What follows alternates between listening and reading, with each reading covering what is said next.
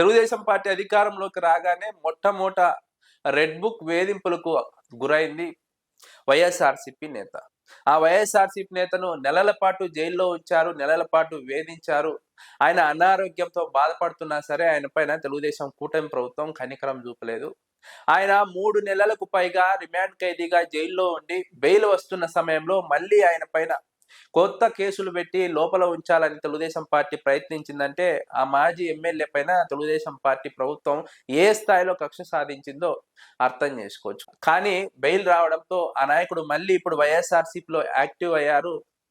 వైఎస్ఆర్సీపీకి పునర్వైభవం తీసుకొచ్చే ప్రయత్నం చేస్తున్నారు. ఆ నాయకుడు ఎవరో కాదు, వల్లభనేని వంశీ. గన్నవరం నియోజకవర్గంలో వల్లభనేని వంశీ వరుసగా 3 సార్లు గెలిచారు. 2009, 2014, 2019. 2019 ఎన్నికల్లో తెలుగుదేశం పార్టీ నుంచి గెలిచినప్పటికీ కూడా తెలుగుదేశం పార్టీ అధిష్టానంతో విభేదాల కారణంగా వారి వైఖరి నచ్చక వైఎస్ఆర్సీపీలో జాయిన్ అయ్యారు వల్లభనేని వంశీ.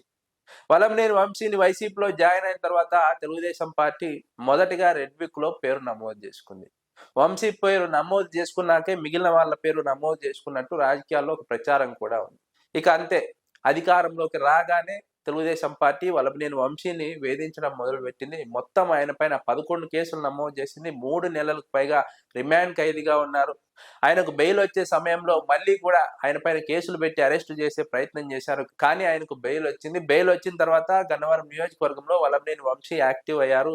ఎప్పుడూ లేనంతగా వల్లభనేని వంశీకి నియోజకవర్గంలో సానుభూతి వచ్చింది. నియోజకవర్గంలో నిత్యం పర్యటిస్తున్నారు. ప్రతి చిన్న కార్యక్రమానికి హాజరవుతున్నారు.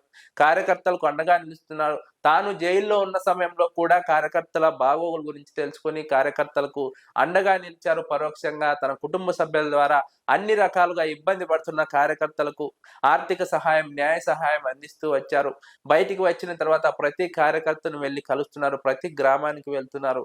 ఇక్కడ వంశీ విషయంలో మరొక అడ్వాంటేజ్ ఏంటంటే 3 సార్లు తెలుగుదేశం పార్టీ నుంచి ఎమ్మెల్యేగా గెలిచడంతో 3 సార్లు గెలిచిన వంశీకి తెలుగుదేశం పార్టీ కార్యకర్తల్లో మంచి పేరు ఉంది. తెలుగుదేశం పార్టీ కార్యకర్తలతో మంచి సంబంధాలు ఉన్నాయి. ప్రతి గ్రామంలోనూ సంబంధాలు.